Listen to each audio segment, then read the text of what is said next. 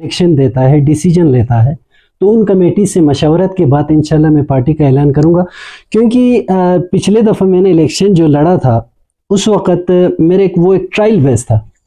اس وقت میں ٹرائل ہم ایم این ایز کہتے ہیں، ہمارے جو ریپریزنٹیٹیو اسمبلی میں جو ہم ریپریزنٹیٹیو بھیجتے ہیں ان کے نااہلی کا یہ منہ بولتا ثبوت ہے. مزید کچھ نہیں کہ انٹر رائٹس کے اوپر کام کر سکے. اور اس وقت خصوصاً گلگت بلتستان میں اتنے مسائلستان بن چکے ہیں، لیکن ان مسائل کے اوپر کوئی وکاس کے لوگوں کی وہ سوچ ہی نہیں ہے. خصوصاً میڈیکل کا جو فیلڈ ہے اور دوسرا جو سائنس کے جو فیلڈ ہے، بوٹنی ہو گئے، زالوجی ہو گئے اور دوسرے بھی شعبے ہیں، ان میں ہمارے میڈل کلاس کے لوگوں کی 12 سے 13 پاور ہاؤس اس وقت گنگشے میں ایگزسٹ کرتے ہیں. لیکن ان کی جو جنریشن ہے، اب بات آتی ہے جنریشن کے اوپر، اب ان کی جنریشن میرے خیال میں 2 میگا واٹ سے 1.3 1.5 سے زیادہ ان کی جنریشن نہیں ہے. السلام علیکم ناظرین، آپ دیکھ رہے ہیں G B true news H D اور میں ہوں نجم الدین نیر. جی ناظرین، ایک دفعہ پھر آپ تمام لوگوں کو اوپن ٹاک میں خوش آمدید کہتے ہیں. ناظرین، ہم کوشش کرتے ہیں کہ ہم اپنے اس پروگرام میں گلگت بلتستان کے تمام شخصیات کو مدعو کریں، اور خاص کر جو الیکشن کے حوالے سے ہم بتاتے چلے تو اس وقت گلگت بلتستان میں عام انتخابات کے حوالے سے بھی گہما گہمی عروج پر ہے. اسی حوالے سے آج ہمارے درمیان گفتگو کرنے کے لیے ہم نے ایسے شخصیات کو مدعو کی ہیں جنہوں نے پچھلے سال بھی یہاں پر الیکشن کانٹیسٹ کی تھی. غلام علی صاحب ہمارے درمیان موجود ہیں. السلام علیکم سر. وعلیکم السلام. بہت بہت شکریہ سر کہ آپ نے ہمارے پروگرام اوپن ٹاک کے لیے آپ نے وقت دی. اچھا غلام علی صاحب، آپ کا کیا پلان ہے؟ اور آپ ہمیشہ سے گلگت بلتستان کے ایشوز کے حوالے سے، خاص کر گانچے کے ایشوز کے حوالے سے آپ بات کرتے رہیں. سر کیا کہیں گے، آنے والے انتخابات میں حصہ لینے کا پروگرام ہے یا نہیں ہے سر؟ اعوذ باللہ من الشیطان الرجیم، بسم اللہ الرحمن الرحیم. سب سے پہلے thank you so much for your invitation. تو پہلے شکریہ آپ کی دعوت کا. اور دوسرا یہ ہے کہ الیکشن تو بہرحال یہ سیاست ہمارا جنون ہے، اور میں ہمیشہ سے کوشش کرتا ہوں کہ I will fight for the fundamental right of the people of Gilgit Baltistan. تو ہمیشہ سے میرے ایک جستجو رہا اور انشاءاللہ آگے بھی رہیں گے، کم از کم جی بی این کی حقوق کے لیے فائٹ کر سکوں. جہاں تک میری آواز پہنچ سکے وہاں تک میں آواز پہنچانے کی کوشش کروں گا. اچھا سر، تو پھر آپ کا سر آبجیکٹیوز کیا ہوگا؟ آپ کا جو مقصد کیا ہے کہ آپ الیکشن میں اگر آپ جیت جاتے ہیں، اسمبلی میں پہنچتے ہیں، تو آپ کے مین آبجیکٹیوز کیا ہوں گے سر؟ اسمبلی میں پہنچنا ایک الگ چیپٹر ہے. میرا آبجیکٹیو ہے، پہلے میں نے ذکر کیا تھا کہ یہاں کی لوگوں کی جو فنڈامنٹل جو رائٹ ہے، بنیادی حقوق، اب ان کی تحفظ میرا ایک ویژن ہے. اور دوسرا علاقے میں جو چھوٹے موٹے اے ڈی پی کے حوالے سے کام کرنا، یہ تو کسی چیز کو بھی آپ ایز اے نمائندہ کنسیڈر کریں تو اس کی جو شیئر ہے، اے ڈی پی کا جو شیئر ہے وہ اس بندے کو مل جاتا ہے. اور اسی کے علاوہ آج تک میں نے جی بی کے ایسا کوئی نمائندہ نہیں دیکھا جو وفاق سے ہمارے لیے کوئی اسپیشل گرانٹ لا سکے اور اس میں علاقے کی کوئی ترقیاتی کام کر سکے. اچھا سر، یہ بتائیے گا، آپ نے پچھلے سال بھی الیکشن کانٹیسٹ کی ہیں سر، تو پھر ہمارے جی بی کے خاص جو گانچے کے لوگوں کے ہمیشہ سے سوال رہے سر کہ یار الیکشن میں ہر کوئی آ کے اعلان کرتے تھے کہ ہمیں الیکشن کانٹیسٹ کرنا ہے، اور آخر میں ہم یہ دیکھتے ہیں کہ کسی نہ کسی کے حق میں جا کے وہ دستبرداری ہو جاتے ہیں سر، دستبار ہوتے ہیں. لیکن آپ نے پچھلے سال ایسا نہیں کیا بلکہ آپ نے آخر حد تک آپ نے الیکشن بھی کانٹیسٹ کی سر. تو پھر کیا کہیں گے، پچھلے سال آپ نے آقاف لیگ کے ٹکٹ پہ آئی تھنک آپ نے کانٹیسٹ کی ہے سر؟ نو پی ایس پی کے ٹکٹ پہ آپ نے الیکشن کی کانٹیسٹ کی ہے. تو اس سال بھی کیا انہی کی ٹکٹ پہ الیکشن لڑیں گے یا کیا پلان ہے sir? No yet I didn't decide that party. تو جو میرا کور کمیٹی ہے وہ جو فیصلہ کریں گے انشاءاللہ انہی کے مشاورت سے میں پارٹی. کور کمیٹی سے مراد sir? Core committee means that the supporter اچھا اینڈ ووٹرز. اور میرا ایک اپنا ایک کمیٹی ہے جو ڈائریکشن دیتا ہے، ڈیسیجن لیتا ہے. تو ان کمیٹی سے مشاورت کے بعد انشاءاللہ میں پارٹی کا اعلان کروں گا. کیونکہ پچھلے دفعہ میں نے الیکشن جو لڑا تھا اس وقت میرے وہ ایک ٹرائل بیس تھا. اس وقت میں ٹرائل بیس پہ آیا تھا، اور انشاءاللہ اس دفعہ اگر آؤں گا تو پھر فل فارم میں ہوں. پچھلے کوئی آپ کو پریشر تھا یا مطلب سیاسی نمائندوں کی کوئی آفر تھا کہ آپ ہمارے حق میں دستبردار؟ ڈیفینیٹلی یہ تو ہوتا ہی ہے، کیونکہ ہر کسی کا خواہش ہوتا ہے کہ کسی کے حق میں وہ دستبردار ہو جائے اور اس کی تھوڑا سا گراف جو ہے وہ اوپر جا سکے. یہ ہر پولیٹیشین کا یہ ایک ویژن ہوتا ہے، اور دوسرا ان کی کوشش ہوتا ہے. یقین کریں کہ ود ان 1 ویک کہ میں نے جو تھکاوٹ محسوس کی الیکشن کے دوران، شاید میں نے زندگی میں کبھی ایسا جو پرابلم ہے یا ایسا پریشر ہے جو میں نے کبھی زندگی میں نہیں لیا. اچھا سر یہ بتائیے گا ابھی آپ بھی الیکشن لڑنے کا ہم نے بھی اعلان کیے ہوئے ہیں سر, باقی اور بھی 2-3 لوگ ہیں سر, تو پھر ہم یہ بھی ابھی زہر گردش کر رہے ہیں کہ خپلوں میں اس دفعہ اتفاق خپلوں کی بات کر رہے ہیں کہ ہم نے اس بندے کو اتفاق کر کے لانا ہے اور سارے ووٹ اسی کو دے کر ہم لوگوں نے اسمبلی بھیجنے ہیں, تو کیا کہیں گے اس اتفاق میں آپ لوگ بھی شامل ہیں یا کیا ہے سر, اس حوالے سے بتائیے گا. اتفاق ہونا بھی چاہیے, یہ صرف خپلوں میں نہیں بلکہ یہ تقریباً پورے جی بی میں اتفاق ہو کہ ایسے ایسے نمائندوں کو آگے لانا چاہیے جو ویژن رکھتا ہو, سوچ رکھتا ہو, اور کم از کم انسانی جو حقوق ہے, خصوصاً اس وقت گلگت بلتستان کے عوام اتنے مسائلوں میں پھنسے ہوئے ہیں لیکن کسی کو کوئی سروکار نہیں ہے, ان کو صرف اپنے جو پیسہ بنانا ہوتا ہے یا ان کو جو ٹھیکے دینا ہوتا ہے, ان کے علاوہ ان کا سوچ آگے نہیں جاتا. لیکن کم از کم سوچنا چاہیے. ابھی فار ایگزامپل یہ ہے کہ جتنے بھی ہمارے پرانے نمائندے ہیں, سیاستدان ہیں, ماشاءاللہ سے انہوں نے اپنے حساب سے اپنے بسعت کے مطابق بہت اچھی کوشش کی اور انہوں نے کام بھی کیا ہے. ان کی جو کام ہے ان کو سراہتا بھی ہوں. اور کچھ ایشوز ہے کہ ابھی خصوصاً ایک چوکیدار کے نوکری کے پیچھے لگانا یا کسی ٹھیکے کے پیچھے لگنا, یہ ایک سیاستدان کا شعبہ نہیں ہے, نہ اس کے لیے زیب دیتا ہے. سیاستدان کا مقصد ہونا چاہیے کہ کم از کم جو غریب طبقے کے لوگ جو لوگ ہوتے ہیں, مڈل کلاس جو لوگ, ان کی جو حقوق ہے ان کی تحفظ کرنا اور ان کی جو صحت ہے ان کا خیال رکھنا, ان کو جن چیزوں سے وہ محروم ہے ان کو ان کے حق دلانا, یہ سیاستدان کا کام ہوتا ہے, نہ کہ گریٹ ون اور نہ کہ کسی ٹھیکے کے پیچھے لگنا. اچھا سر یہ بتائیے گا, ابھی آپ نے سیاست کے بارے میں بات کرتے چلے سر, تو پھر اس وقت بہت سارے خبروں میں لوگوں نے اعلان کی ہوئے سر الیکشن لڑنے کی سر, تو آخری میں جا کے دستبرداری اختیار کرتے ہیں. اس حوالے سے کیا کہیں کسی کو سر, یا تو آپ کیا سمجھتے ہیں, یا تو اعلان نہیں کرنا, اگر اعلان کرتے تو اس کو فائنل تک رہنا چاہیے یا اپنے جو مفاد کو دیکھ کے وہ دستبرداری ہونا بہتر ہے سر. ان شارٹ یہ ہے کہ پہلے سیاست میں آنا ہی نہیں چاہیے ان بندوں کو. اگر آ کے کسی کے حق میں وڈرا ہوتا ہے تو پھر یہ ایک لحاظ سے دیکھا جائے تو سیاست کا توہین ہے ان شارٹ, کیونکہ وہ بندہ میرے خیال میں سیاستدان نہ بن سکتا اور نہ وہ سیاستدان ہے.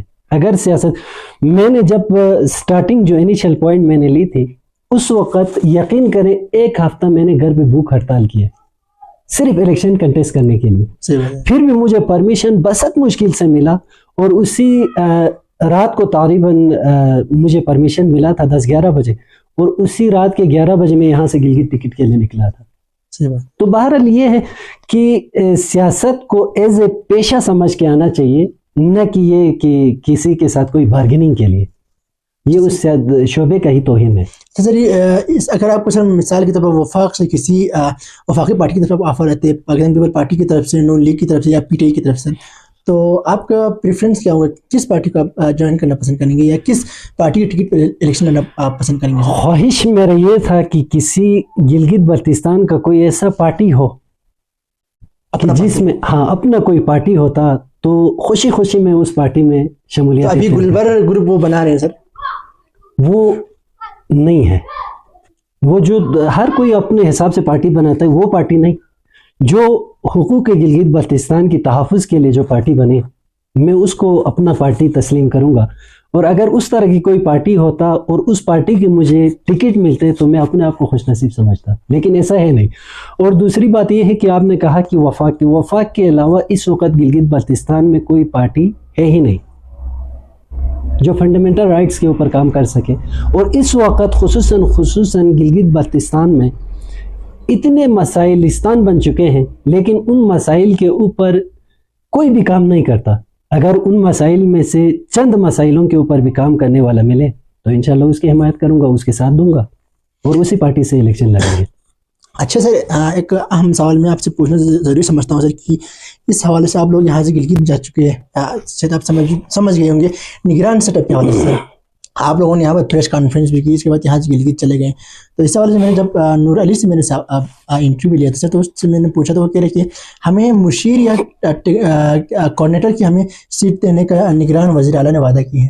تو سر کیا آپ لوگ اسی کے لیے آپ لوگ وہاں کے چلے گئے تھے یا کسی وزیر کے لیے گئے تھے سر؟ نہیں. یہ ہے کہ ہمارا جو مقصد تھا ہمیں اگنور کرنا, یہ ایک سوالیہ نشان تھا پورے بلتستان ریجن کے لیے. ہم نے اس سے صرف سوال پوچھنے گیا تھا کہ یہ گلگت بلتستان خصوصاً بلتستان ریجن کو نگلیکٹ کرنے کی جو وجہ ہے وہ پوچھنے گیا تھا. تو اس نے معذرت کی اور صرف ہم یہ 6 مہینے کی وزیر وزراء کے لیے یا 3 مہینے کی وزیر مشیر کے لیے ہم لوگ نہیں گئے تھے. اور بھی ہمارے بہت سارے مسائل تھے, خصوصاً یہ الیکٹریسٹی کا جو سیکٹر ہے اس میں, اور دوسرا ہمارے ایجوکیشن فیکٹر ہے اس میں, اور دوسرا ہیلتھ کے جو ایشوز ہیں ان حوالے سے.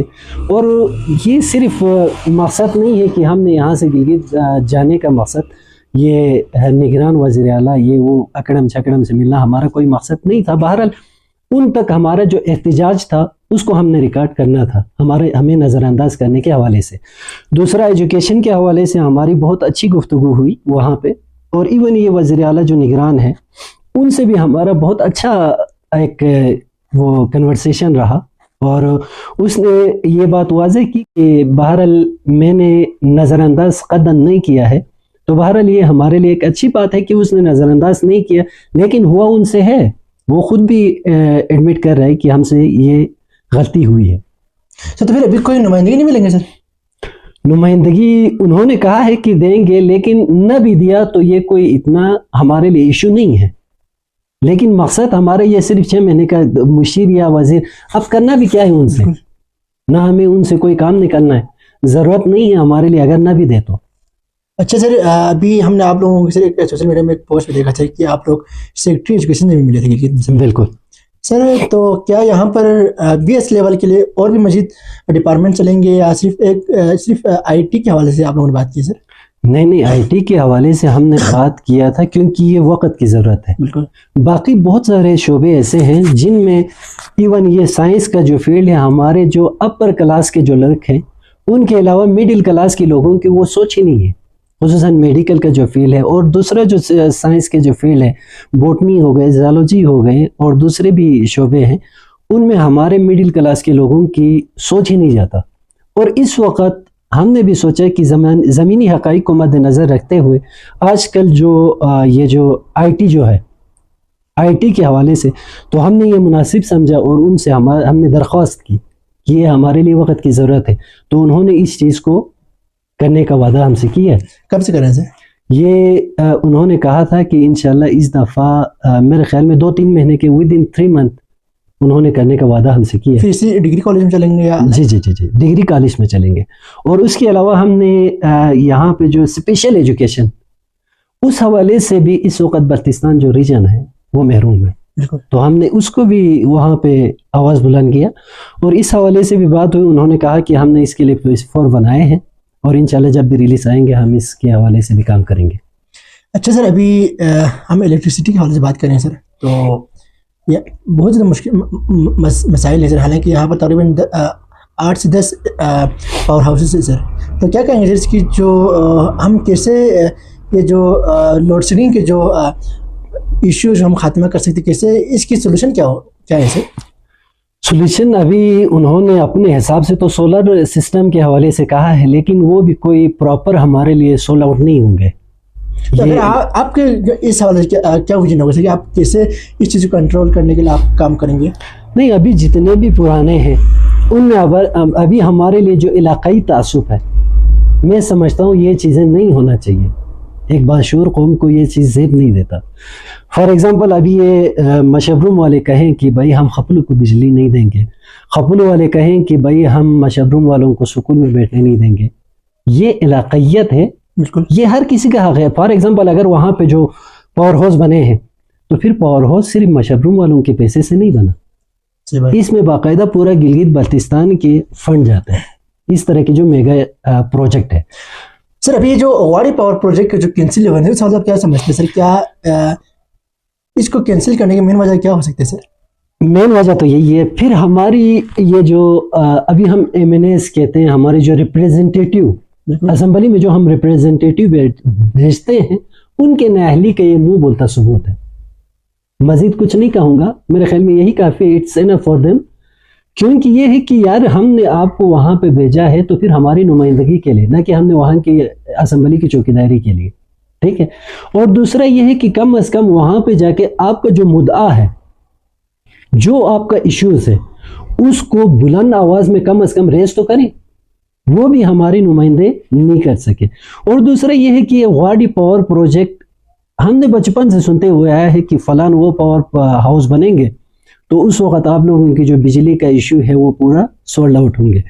تقریباً 12 سے 13 پاور ہاؤسز اس وقت گنگشے میں ایگزسٹ کرتے ہیں, لیکن ان کی جو جنریشن ہے, اب بات آتی ہے جنریشن کے اوپر, اب ان کی جنریشن میرے خیال میں 2 میگا واٹ سے 1.3 1.5 سے زیادہ ان کی جنریشن نہیں ہے. اب جنریشن نہیں ہونا یہ عوام کی قصور نہیں ہے, یہ ان ٹیکنیکل سٹاف کی ہے جن کی نااہلی کی وجہ سے وہ پروڈکشن نہیں دیتا جس پروڈکشن کے بیس پہ اس کا PC1 بنا تھا. اور دوسرے یہ بھی ہے اس وقت ہیڈ کوارٹر کے اوپر کچھ زیادہ ہی ظلم ہوتا ہے یہ الیکٹریسٹی کے حوالے سے. آفیسز ہو, آپ کا ہیلتھ سیکٹر ہو, ایجوکیشن سیکٹر ہو, PWD ہو, CMWD ہو, اور دوسرا آپ کے جتنے بھی آفیشیل جو کام ہوتے ہیں وہ یہاں ہیڈ کوارٹر پہ ہوتے ہیں. ہیڈ کوارٹر پہ بجلی رکھنا یہ مشبرم ہو یا دوسرے جتنے بھی حلقے ہیں ان سب کی ذمہ داری ہے, کیونکہ ہیڈ کوارٹر والے صبح جائے یا شام کو جائے ان کا کام نکل جاتا ہے, لیکن ان لوگوں کو خود کی ذمہ داری سمجھ کے یہاں پہ بجلی دینا چاہیے کیونکہ یہ ان کی ضرورت ہے. ہاسپٹل, ایون یہ ہاسپٹل جو ہے وہ صرف ہیڈ کوارٹر کا ہاسپٹل نہیں ہے, یہ جو ہاسپٹل ہے یہ ریجنل ہاسپٹل ہے, یہ جتنے بھی ہمارے ڈسٹرکٹس ہیں ان سب کا ہے.